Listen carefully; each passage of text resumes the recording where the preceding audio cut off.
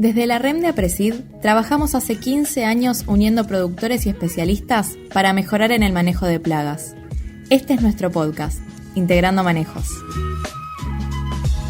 Hola, soy Celeste Senclusen, ATR de la Regional Apresid Rafaela. Este año estamos notando con preocupación el ataque de chinches y orugas cortadoras en los cultivos de maíz temprano. Por eso, nos resulta interesante profundizar en este tema, analizar sus causas y compartir estrategias para enfrentarlo junto a especialistas. Hola, soy el Ruso García, ingeniero agrónomo de la región Chaco-Santiago, miembro de la Chacra La Paloma de Apresid. Y me interesaría saber cuál es el correcto manejo de las plagas de los momentos iniciales del cultivo de maíz, sea chinches, orugas cortadoras, complejo de lepidópteros u otras plagas que nos puedan ocasionar daños en los estadios iniciales del cultivo de maíz. Soy Adriana Saluso del INTA Paraná. El seguimiento sistemático de los cultivos implica detectar, identificar, cuantificar y registrar las densidades poblacionales de los organismos que pueden causar daño, como así también de sus enemigos naturales. En este sentido, remarcamos la importancia del abordaje de plagas tan relevantes como las chinches fitófagas y las orugas cortadoras en maíz, ya que el monitoreo de plagas insectiles y la aplicación de los umbrales de acción constituyen la base para la toma de decisiones en el manejo sostenible de los sistemas agrícolas. Bienvenidos a un nuevo episodio de Integrando Manejos, el podcast de la red de manejo de plagas de Apresid. En este caso soy Leonardo Dani, ATR de la Regional de Río Tercero de la provincia de Córdoba. Y bueno, para contarles un poco, en los últimos años las condiciones climáticas, las fechas de siembras más amplias y algunos cambios en los esquemas de rotación vienen alterando la dinámica de plagas iniciales, sobre todo en los cultivos de maíz. Tanto chinches como cortadoras, considerados problemas esporádicos, hoy aparecen con mayor frecuencia y severidad, sobre todo en zona núcleo y en algunas zonas ya un poco más alejadas de esta. Desde la REM venimos insistiendo en la necesidad de mirar estos problemas con un enfoque sistémico. Entender cómo las decisiones de cultivos antecesores, barbechos, coberturas, densidad y fecha de siembra condicionan la presencia de plagas y no limitar el manejo a la decisión puntual de un insecticida. Para hablar de estos temas, un poco de esto y un poco de más, invitamos a un amigo, el ingeniero Beto Peralta, referente del manejo de insectos, con una amplia trayectoria en asesoramiento técnico, ensayos a campo y un gran amigo del programa REM. Bienvenido, Beto, gracias por sumarte y nos gustaría que te presentes y gracias por estar aquí nuevamente. Hola, buen día. Agradecido yo siempre a la gente de REM, que trabajamos en conjunto, hacemos varias cosas, siempre colaboramos de las dos partes. Así que muchas gracias por invitarme y a ver cómo pinta esta campaña, que siempre son todas distintas, así que está la parte de la certidumbre de que algún problema hay, y la incertidumbre es cómo manejarlo. Bueno, genial, Beto, gracias nuevamente. Te comento un poco lo que fue la campaña pasada. Venimos de un otoño y venimos de un invierno de los más llovedores de la historia, por lo menos en algunas regiones de nuestro país.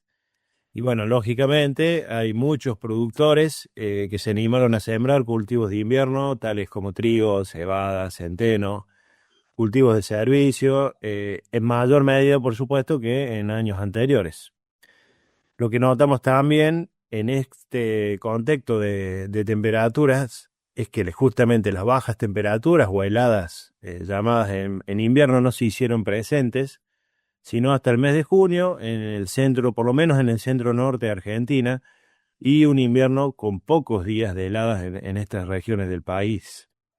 Entonces, en este ámbito, en esta introducción de climática y de cultivos de invierno, me gustaría que nos comentes un poco cuál es el panorama que estás viendo respecto a la aparición de plagas en estadios iniciales de maíz y cuáles serían los factores que explican la incidencia esta incidencia en los últimos años. Y un par de detalles que hicimos para que cambie un poco fue, que lo dijiste en la introducción, agrandamos la amplitud de siembra, a nivel región. Si vemos con respecto al maíz puntualmente, que en los últimos años se iba atrasando mucho la fecha de siembra y íbamos todos a ser más tardío.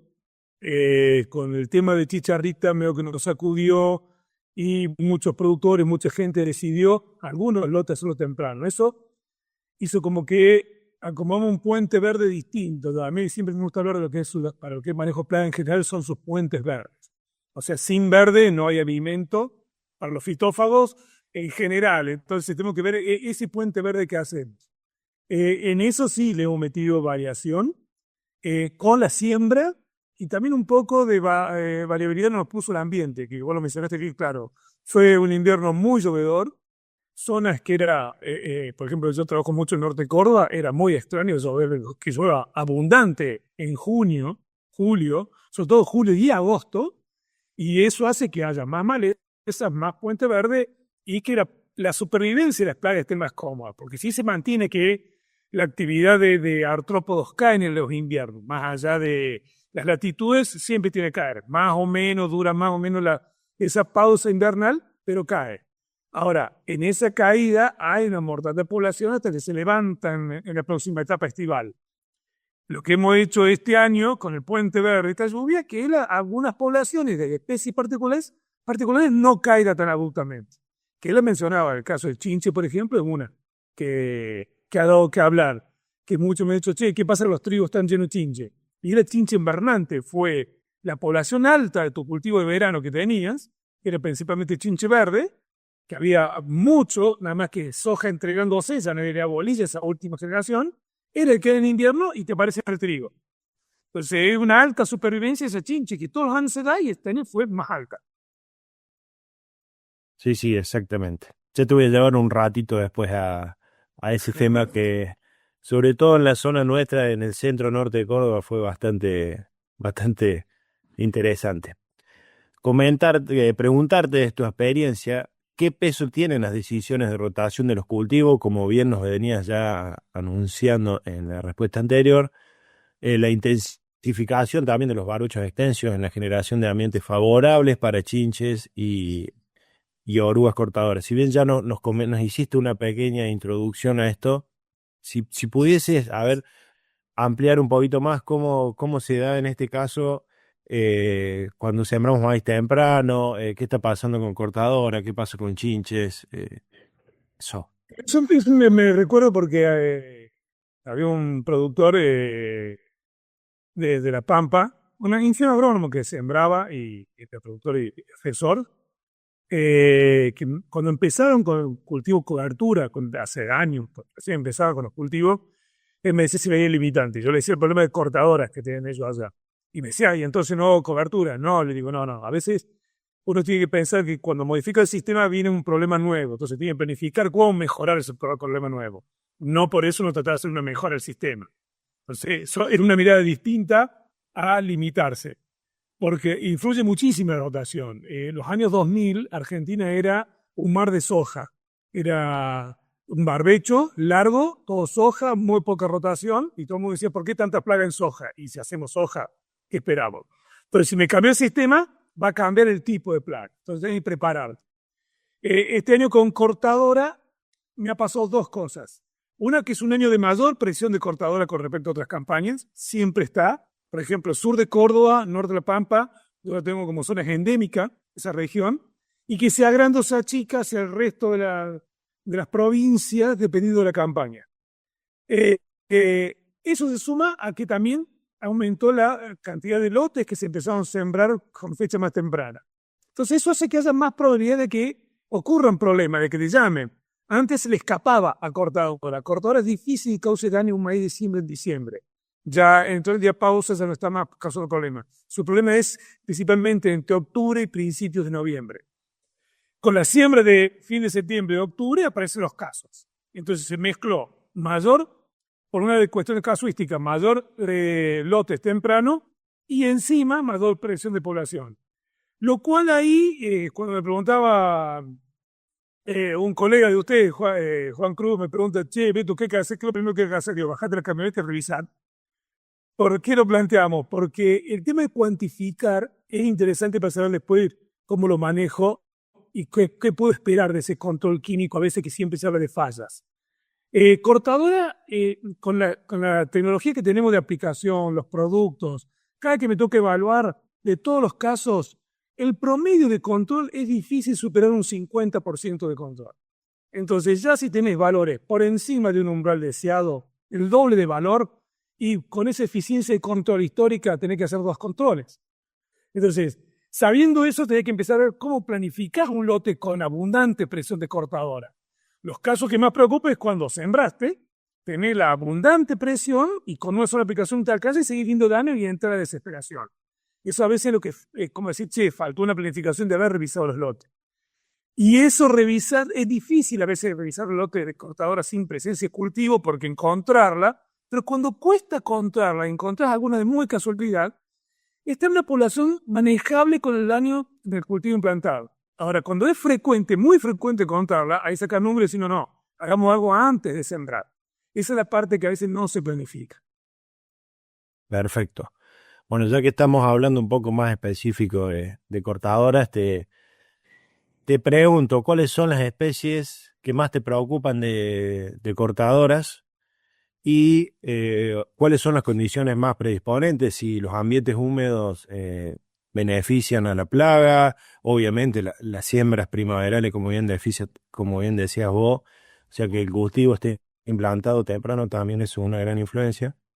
Y después cómo influye el nivel de cobertura y la humedad del suelo. Y lo que hace la humedad del suelo, la cobertura, lo que tiene características de cortador el complejo, la especie predominante hoy es Agrotis robusta, que antes la llamaba Agrotis malefia y estaba mal determinada. Un entomólogo le puso el nombre correcto, que es Agrotis robusta. Es de la misma oruga que venimos viendo, que si le puso un nombre apropiado.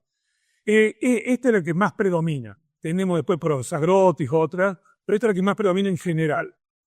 Son orugas grandes, son orugas tolerantes, eso es todo un temita, porque las dosis de los productos no están muy acorde, eso es algo también a repasar. Y la principal característica que tiene esta oruga es que es fotofóbica. Entonces lo que va a hacer ella es, si no hay rastrojo, se entierra bajo el suelo.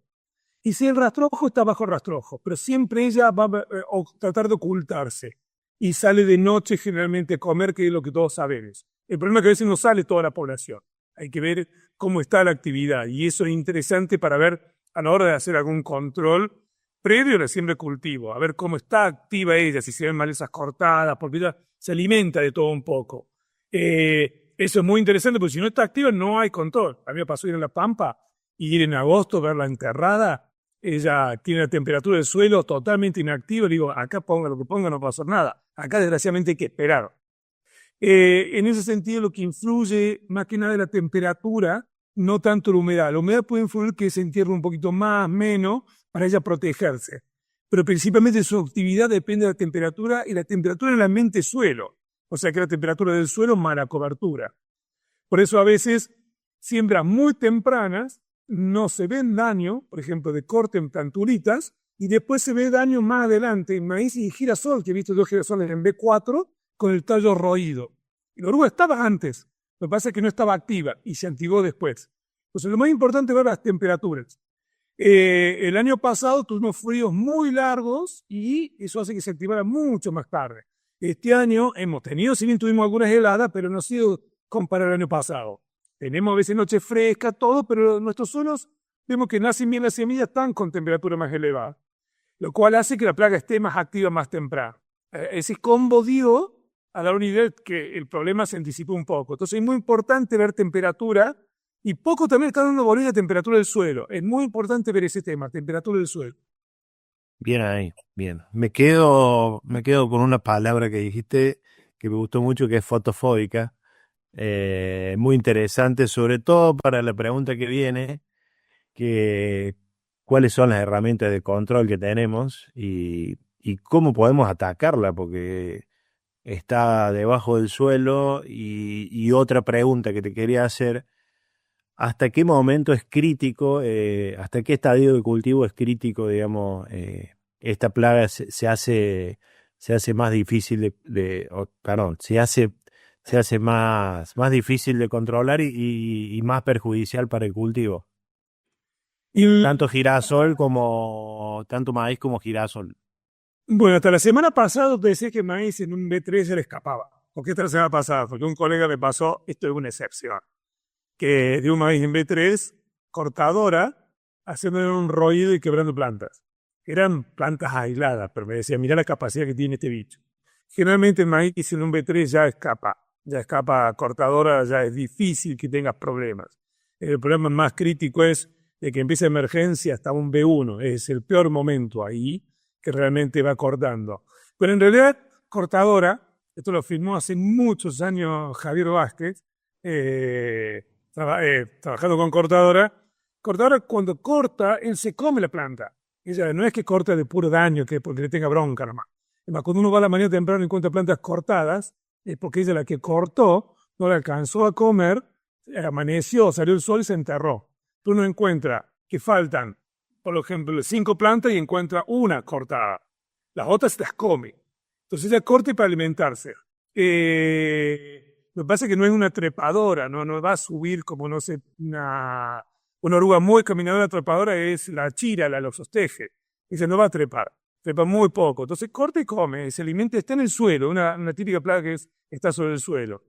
Entonces en ese comportamiento es que uno ve hasta qué periodo escapa. Generalmente en soja, ya en B3 también escapa, maíz en B3 y girasol te diría que en un B4. B2 puede tener un daño, o sea, porque tenemos visto que maíz, el girasol es B2, B4, no hay impar por las hojas pares. Ya en un B4 también escaparía. Ahí ya no tendría más problema. Eso para ver cómo lo voy manejando y en qué momento dejo de pensar en un control por más que haya visto daño, pero el daño ya te quedó. Eso lo estamos viendo generalmente que va ocurriendo así por suerte, que el cultivo va escapando. Que era el problema cuando hace frío con cortadores, el cultivo es lento en crecer también. Que, por ejemplo, Poros agrotis la podemos tener en diciembre, son pocos los casos, pero ya el maíz como que le escapa a esa plaga. En ese sentido, los controles es todo un temita, porque esto se mata principalmente por contacto, por eso los que más utilizamos piretroides, sabiendo que los fosforados, que eran los viejos, que nos daban una gran mano, con el vapor ya no tenemos más, nuestro viejo querido perperifos. Entonces tengo que ir al contacto. El contacto tengo que conocer la actividad de ella para tocarla. Y lo que sí está resultando, pero hay que hacer una salvedad y hay que tener cuidado con esto, son las diamidas. Las diamidas tienen control, pero porque el cortador también tiene la costumbre de comer hojarasca, comer la hojarasca de soja, el rastro de soja, y comer también otras plantulistas. Eso lo hemos visto. Y ahí funcionan perfecto las diamidas. Si ella está únicamente cortando, alimentándose del maíz, es muy difícil que funcione la diamida. Las diamidas tienen pobre control por contacto, lo hacen principalmente por ingestión. Entonces son muy buenas las diamidas, en pre-siembra lo hemos visto, comportarse muy bien, pero después del momento que la plaga escapó y está cortando, el control me viene fallando. Entonces eso hay que tener un poco de cuidado. Perfecto, Beto, clarísimo. Bueno, te saco de cortadores, vamos a otro tema también que está resonando mucho, que es el caso de chinches. Te pregunto rápidamente cuáles son las especies más frecuentes en el cultivo de maíz y qué daños concretos generan los primeros estadios. Y cuáles son las situaciones o las causas que pueden explicar estos incrementos poblacionales que tuvimos ahora apenas empezada la primavera. La principal es Diceraeus, se llama ahora, también le cambiaron el nombre a Distelops, la chinche de los cuernos. Es la principal en maíz, muy en segundo plano, pero muy, muy en segundo plano. Nesara, casos extremadamente excepcionales he visto daño por Nesara en maíz, pero era de los cuernos lo que más nos afecta y nos afecta justamente la implantación de maíz, como están haciendo. Que el daño es principalmente mecánico. Insisto, esto es mecánico porque cuando vemos la malformación de la planta, lo he visto la misma malformación causada por otras plagas. Por ejemplo, caracoles, y a veces también por daño por viento fuerte, que cuando ocurre en plantulita, cuando está en Coleopterio B1 el maíz, sufre ese daño mecánico que le hace de malformación muy parecidas. La de los cuernos y la de los caracoles a veces se confunde, me ha pasado. Entonces, un daño mecánico es al alimentarse, en la plantulita ese daño mecánico hace que después se malforme la planta, que se da justamente en la emergencia. Si chinche pica, por ejemplo, en B3, vamos a ver malformación de la hoja enrollada o a lo sumo la parte picada, pero no una malformación de toda la planta. ¿Por qué aclaro esto? Porque afecta el rendimiento cuando malforma toda la planta, que eso Fernando Flores del INTA Marco Juárez hizo una pequeña escala de 4 grados, y él veía que grado 1 y grado 2, donde no hay malformación de planta, da espiga normal. Y en el grado 3 y 4, cuando hay malformación de planta, esa planta no da espiga normal. Ahí es donde te pegan el rendimiento. Entonces, viendo eso, cuando hay probabilidad de que tenga planta malformada y cuando pica temprano, alta población, y cuando el maíz le cuesta crecer. ¿Cuándo le cuesta crecer? Por estrés hídrico puede ser, pero por bajas temperaturas. Por eso el maíz tardío, el daño era más estético y difícilmente tenga problema en la producción. En un temprano sí puedes tener problemas. Entonces hay que estar atento. Este año, digo que ya estamos en una fecha, estamos en noviembre, ya como que estamos escapando del problema. Fue eso hace 2 meses atrás. Ya estaríamos saliendo de ahí. Y la alta población, lo que comentamos antes, un invierno muy húmedo, con mejor puente verde, hizo que ese periodo invernante en todas las regiones haya mayor supervivencia. Esa mayor supervivencia se enfrenta ahora a mayor población. Población de una chinche que es, ojo, es muy débil. La chinche invernante consume reservas para pasar el invierno. Cuando sale de su etapa invernal y se activa y está desesperada por alimentarse y por oviponer, esos adultos para justamente continuar la especie, tiene muchas reservas consumidas. No es lo mismo que una chinche de enero que viene alimentándose bien, normal, que es mucho más fuerte. Eso lo vemos cuando tenemos que hacer ensayos. Cada que manipulo la chinche invernante se mueren todos los testigos, porque son muy débiles. Entonces el problema en su control no es una cuestión de dosis, es una cuestión de aplicación y actividad de la plaga. Todo me dice, pongo más dosis, es más difícil. Es difícil para tocarla, pero no porque sea más tolerante. Al contrario, es débil, es muy, muy débil. El tema es que se refugia mucho, se refugia con las malezas, entonces ahí se vuelve muy difícil su control. Lo cual hay que ir monitoreando en los cultivos, si son de invierno, por ejemplo, cultivo de invierno, trigo, lo que sea, si hiciste un puente verde con un cultivo de servicio, si el barbecho hiciste un barbecho sucio y le puedes hacer únicamente leche corto, fíjate las malezas, si tienes parietaria, no sé, rama negra, si están escondidas ahí abajo, y cuantificar y ver qué vas a hacer previo a la siembra. Porque muchos después preguntan ahí inmediatamente la siembra y es complicado sacarte el problema de encima, es muy complicado. Entonces siempre tratamos de recomendarlo previo a ese manejo. Perfecto, Beto. Te saco un segundo de maíz y necesito que me des una respuesta rápida de esto, sobre todo no sé qué pasó en otras regiones del país, pero en el centro y en el norte de Córdoba tuvimos altísimas incidencias de Nesara en cultivo de invierno y provocando en muchos casos serios daños en el cultivo. Nuestra zona particular, como te decía, centro-norte de Córdoba, ¿qué pasó? Tuvimos resiembra de soja atacadas por granizo en la campaña pasada, resiembra de soja de enero, entonces eso nos amplió el puente verde, como bien vos decías, entonces terminamos cosechando soja a fines de abril, infestadísimas de esta plaga, ¿sí?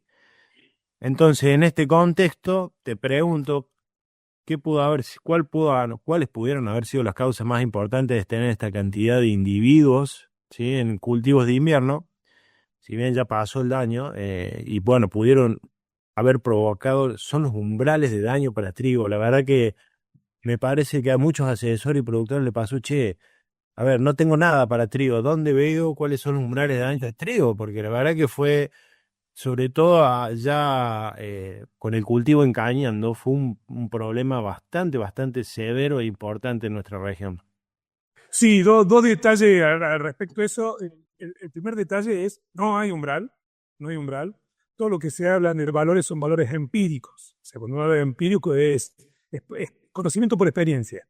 Pero no hay un umbral experimental, a eso me refiero. Se experimentó para saber cuál es la cantidad que te puede causar daño. El peor momento es cuando te pica en espiga embuchada. Ahí te sale todo mal formado.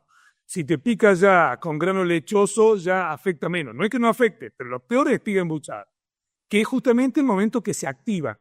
Nosotros vemos que chinche en el invierno, en nuestra región se activa a mediados de septiembre generalmente. Ese adulto a mediados de septiembre se empieza a alimentar para empezar a querer hacer la próxima generación. Hoy estaríamos teniendo ninfas de la primera generación estival de chinche, que son esas invernantes que se activaron, que decir, los trigos. Y un error que cometimos es cuantificarla. Y ahí no sé por qué, porque mira que yo me dedico al monitoreo, Y mis chicos con los que monitoreamos no quieren agarrar la red de arrastre. Se debe hacer no con paño vertical, sino con red de arrastre. La red, el paño, en esos cultivos de plano que le llamo, como sea alfalfa, trigo, el error es muy grande. Con red está bien medido, tanto por validado por INTA, como por experiencia de Brasil, que con un diámetro de 38 centímetros de la red, tiene que ser así estandarizado, y 70 centímetros el mango, recorriendo aproximadamente 1 metro 20, en 10 golpes de red, esa población equivale a 1 metro cuadrado. Eso para poder comparar, porque me pasaba la locura que me decían, mira, estoy teniendo por metro cuadrado, me llegaron a decir 30 chinches, son chinches invernantes. Si tenés 30 chinches por metro cuadrado, en soja quiere decir que tenías 15 chinches por golpe de paño, en todos los golpes de paño. ¿Tenés esa población en soja? No tanto. Entonces digo, con la red eso lo medías bien, y hemos tenido sí, poblaciones muy altas, poblaciones de 10 por metro cuadrado, medido con red, que era altísima, que era la que le llamaban mucho más, y el umbral empírico siempre se manejó de decir, 4 o 5 en trigo es para tomar una decisión, 10 es para decir, ¿qué hacemos? O una, ¿qué hacemos? Eso fue, creo que uno de los errores que cometimos de no saberla medir a chinche para ver qué decisión tomar. Y sí, tuvimos que hacer control en espiga embuchada porque la probabilidad de daño era muy alta. Siempre hablamos de probabilidades. Porque al no haber umbral, incertidumbre, decimos, bueno, anda de más o menos probabilidad. La medimos, lo primero. Sabemos que decimos, mira, todo el mundo habla entre 4, 5, ya una población que habría que intervenir. Ahí 10, estás muy complicado. Medís una, estás muy lejos. Entonces tomabas un valor de referencia. De ese modo es que la fuimos manejando la niña, que conozco algunos casos que sí, pasó factura con espigas muy deformadas, con alta proporción de espigas deformadas. Sí, exactamente, así es. ¿Cómo ves a Codoptera respecto, primero, a su posible aparición temprana, que algo se estuvo comentando, y después las diferentes tecnologías disponibles hoy en el mercado de híbridos, llámese Viptera, BT, Pro 4, 3Z, etcétera? Sí, está apareciendo un poco antes de lo normal, pero todavía no tan abundante. Está asustando por 2 razones. Una porque, como parecido que dijimos con cortadoras, se sembró un poco antes maíz. No lo dicen, lo voy a decir acá en el podcast porque no es políticamente correcto, pero sé que muchos productores el refugio lo manejan con bolote, el refugio, no lo manejan refugio estructurado, entonces como escapándole cogollera, sabiendo que no tiene tecnología, lo sirven bien tempranito, en algún lugar. Entonces eso también muestra, me apareció cogollera. Sí, es obvio que ahí te va a aparecer, vas a encontrar cogollera. Cuando estoy empezando a ver los valores que hay de cogollera para la época, son normales. En lo que es la provincia de Córdoba, por lo menos, y cuando he hablado con colegas de Santa Fe del Norte también, me dicen que tienen de refugio, está teniendo un 7%, 10% cogollera, que son para la época valores normales. En diciembre podemos tener valores de 15, 20%, y en enero es cuando tenés valores de hasta 100%, entonces cuando viene la generación esa más abundante de frugiperda. Eso por un lado, entonces estamos viendo esos casos particulares. Yo realizo mucho maíz guacho, con el tema chicharrica, que seguro después vamos a hablar, realizo mucho maíz guacho de pisingallo, guacho de maíz BT, distintos tipos de guacho, y estaba encontrando Spodoptera, diciendo, mira qué temprano. Pero no ha sido algo tan abundante, sin verlo un poquito antes, eso sí. Con respecto a la tecnología, bueno, teníamos como última barrera de protección la proteína VIP. Sabemos que todas las otras proteínas disponibles habían caído en control. La primera fue CRY 1AC, que era el HX Hércules. Después la CRY 105, que era el BT Triple Pro, también, que fue cayendo, que justamente todas las compañías incorporaron la proteína VIP. Power Core Ultra lo tiene, BT4 lo tiene, VIP, sabemos que la proteína VIP, todos lo tienen. Y era la última barrera de protección. Lo que asustó esta campaña, que principalmente en la zona NEA, empezaron con problemas de encontrar en proteína VIP maíces con cogollera. Lo cual ahí, para el resto del país, desgraciadamente tenemos que esperar. Porque empezaron muchas teorías y como todas teorías, a veces algunas son locas, algunas con fundamento y a veces falta información. Porque en Brasil hace rato se viene mencionando que la proteína VIP ya no funcionaba. El anteaño, cuando estuve por el tema chicharrita en Brasil, Sí, me comentaban que ya no, en la zona de Bahía, yo creí que era únicamente donde no funcionaban, pero ya Minas Gerais tampoco estaba funcionando. O sea que se veía bastante parte de Brasil que no funcionaba. Entonces, con eso mucho empieza a decir, che, vino migrando de allá para acá. Puede ser, siempre hay movimiento a nivel de grandes regiones y puede haber flujo génico. Pero de ahí decir que es que viene la resistencia acá es difícil. Hay un trabajo muy interesante de Camus y la Levera sobre tolerancia de Potera a las diamidas. Y en ese trabajo ellos muestran, no hablan de resistencia de diamidas, sino de niveles de tolerancia, porque muchos hablan de resistencia y están confundidos. Si no, ellos hablan de niveles de tolerancia. Y, por ejemplo, tienen muestras de distintas partes del país. Y varía la tolerancia. Entonces, teniendo esa información y sabiendo que puede migrar, digo, che, ojo, ¿puede que venga resistencia? Sí, puede ser. Lo veo muy flojo eso. Pero también puede ser que sea local la resistencia por presión de selección. Entonces, esto está pasando con Víptera allá en casos que están viendo norte de Santa Fe, en Chaco. ¿Puede pasar norte de Córdoba? No lo sé. ¿Puede ser pasar sur de Santa Fe? No lo sé. Porque está este trabajo que muestra que la Potera es distinta también a productos químicos por regiones. Desgraciadamente hay que esperarla para ver qué hacer y estar muy atento. Un dato para comprenderla. Siempre se habla de que la semilla puede haber un 5% de plantas fuera de tipo. ¿Qué me ha pasado? Cuando vos sembras un maíz, tenés, por ejemplo, sembrar que tenga la proteína VIP, ya sea BT4, Víptera o Cor Ultra, cuando lo sembras, encontrás algunas cogolleras. Eso ocurre cuando hay ataque muy alto, cuando hay alta población cogollera, pero nunca superó el 3%. Y las veces que han ido y me mostrado las plantas, yo mostré las plantas, y han ido con las tiritas reactivas para ver si tienen una proteína, eran plantas fuera de tipo. Entonces, sabiendo que podemos tener un 3% plantas fuera de tipo, tengo que estar atento en aquellos casos que superen ese 3%. Si vos me decís, sembrarás un maíz con la tecnología que tenga la proteína VIP y tenés 10%, es para justamente dar señal de alarma.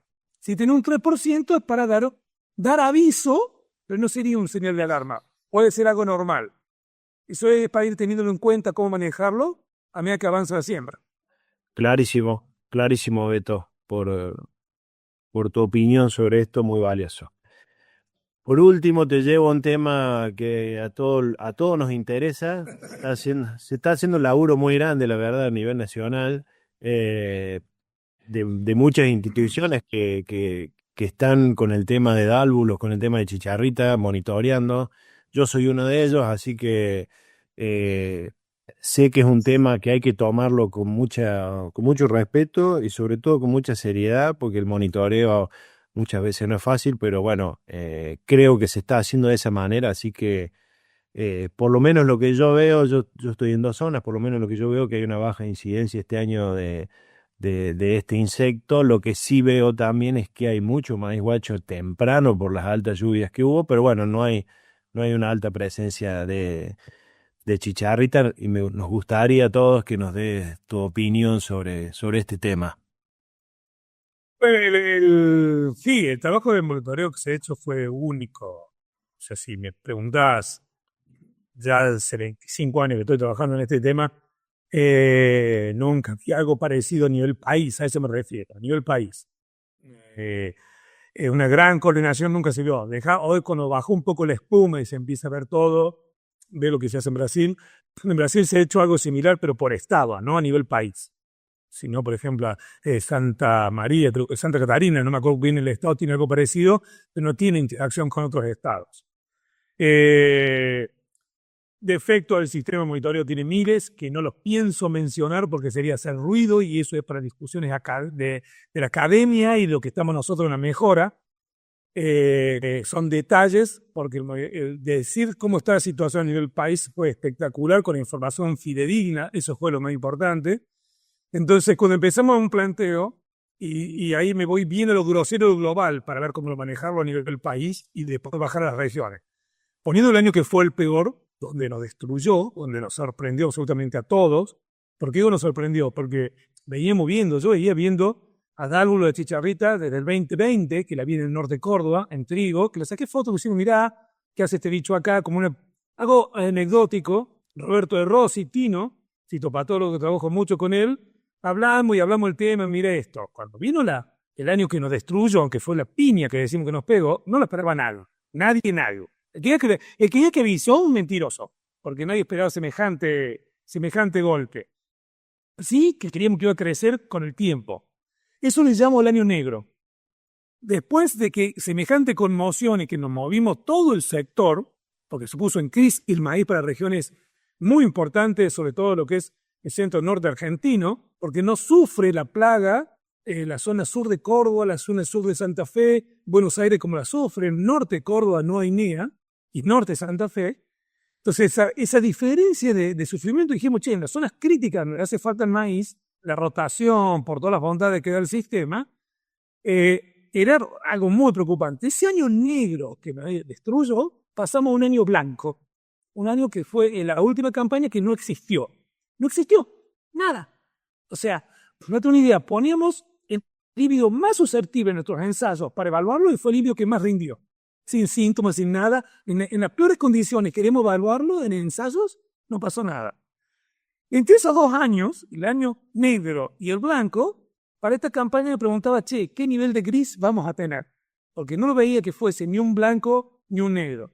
En agosto tenía miedo porque al no haber heladas, tenía miedo que la población se levantase antes y decir, va a ser un gris medio oscuro. Hoy me animo a decir que va a ser un gris claro y muy claro. Desgraciadamente una plaga que hay que verla día a día. Pero no meterse en el ruido de, había 2 chicharritas por trampa, me parecieron 5 chicharritas en tal zona puntual, sino verlo en forma global. Entonces estoy viendo que en la red general la población sigue siendo muy baja. Macarena Casuso, por ejemplo, aparte de, creo que participa en la red nacional, también ella tiene un sistema junto a INTA de revisión y tiene un montón de ceros estando en INTA La Breñas. ¿Tiene más presencia que nosotros? Sí, está más al norte. Entonces dice, no, mirá, allá hay. Sí, pero tiene un montón de ceros en aquella zona. Nosotros tenemos un montón de ceros todavía. Eso da la pauta que hasta que la plaga empiece su círculo normal de reproducción, de incrementar población, de infectar maíz, hasta que ese proceso ocurra, es muy probable que se dé otro delay como el año pasado, que cuando llegue no sea problema para el maíz. Porque el año pasado apareció chicharrita, pero apareció fin de febrero.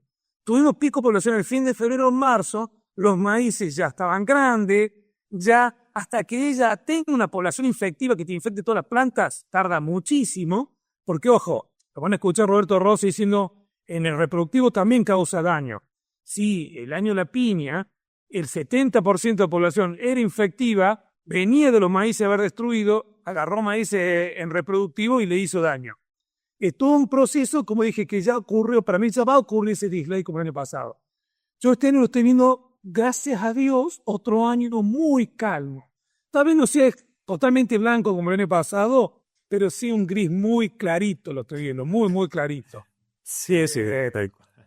Es más, hay regiones que le digo, mira, yo me animo a sembrar este híbrido muy susceptible. Me dicen, ¿estás seguro? Digo, pero si el año de la piña, tu maíz ya acá no rindió unos 9.000 kilos, pero te rindió unos 6.000 con sintomatología, el año que tenemos año 0 en el norte de Córdoba, este año pongo un susceptible y sembrarlo tranquilo, le digo. ¿Por qué digo sembrarlo tranquilo? Porque hay otros factores agronómicos que hay que tener en cuenta, no únicamente chicharrita. El año pasado, por tanto miedo, se adelantaron fechas de siembra en zonas sin sentido y los golpes de calor nos pegó. Y cuando decimos, ¿cómo nos pegó un golpe de calor, golpe de chicharrita? Pero siempre fue prohibitivo esa época de siembra. Hay zonas del norte de Córdoba que sembrar en noviembre es prohibido. Y se sembró en noviembre. Fue 1000 veces peor que la chicharrita. Entonces digo, mira, yo le tengo más miedo. Supongamos que eventualmente venga la plaga infectiva y te afecte un poco. Va a afectar mucho menos que si vos lo haces en una siembra anticipada por una cuestión ambiental. Entonces hay que ver las dos limitantes, ambiente y clima. ¿Cuál te pega más o menos? Hoy la decisión va a ser más hacia pensar en el clima que en la plaga. Yo pensaría en la plaga si el año pinta de vuelta como un año negro. Ahí sí digo, bueno, me meto en un clima muy feo porque era un año que no me dejaba producir. No estamos muy lejos de una situación como esa. Muy lejos. ¿Qué decirte? Agradecerte como siempre El tiempo a veces es tirano en estos casos y la verdad que da para seguir hablando un montón. Pero bueno, esto es así. Muchas gracias por participar de la REM, de este podcast. También gracias a REM desde parte de las regionales de APRESID, que esto nos sirve a todos. Así que nada, últimas palabras, Beto, y nos despedimos. Si tenés algo más para aportar. Agradecer muchísimo, Leo, a ustedes, a Presid, de la REM, que siempre nos ha invitado, la REM, digamos, algo para mostrar de Apresid, porque es un éxito de Apresid que cumplió 15 años, que realmente ayudó muchísimo. El otro día, ahora me toca la jornada fitosanitaria hablar sobre lo que es monitoreo, y por ahí uno habla de monitoreo de lote puntual, y a veces se olvida el monitoreo del sistema, algo que es fabuloso que hizo la REM. Esto lo vemos con orugas. Hoy el técnico está mucho más atravesado por información que cuando yo empecé. Yo empecé con el StarTAC, y después Nokia 1100 para darse cuenta. No soy joven para nada, pero esta evolución hace que los sistemas mejoró muchísimo y hemos acompañado a mejora. Sí, en ese sentido, no bajar los brazos. El sistema siempre tiene pequeños cambios que si no estás atento te cachetea. Y eso es justamente monitorear, estar atento. Así que ese es el mensaje final, y agradecimiento siempre a ustedes por llamarme, que me encanta esta parte de colaborar difundiendo, digamos, la técnica de monitoreo. Un honor, Beto. Muchas gracias por todo y gracias a REM. Y bueno, nos vemos en el próximo podcast. Nos vemos. Chao. Puedes encontrar más información sobre la REM y el manejo de plagas en apresid.org.ar/REM. Nos acompañan BAF, Bayer, Corteva, FMC, Syngenta, Sigma Agro, UPL, AgroAdvance, Dara, Ligier, Rizobacter y AgroAdvance Technology.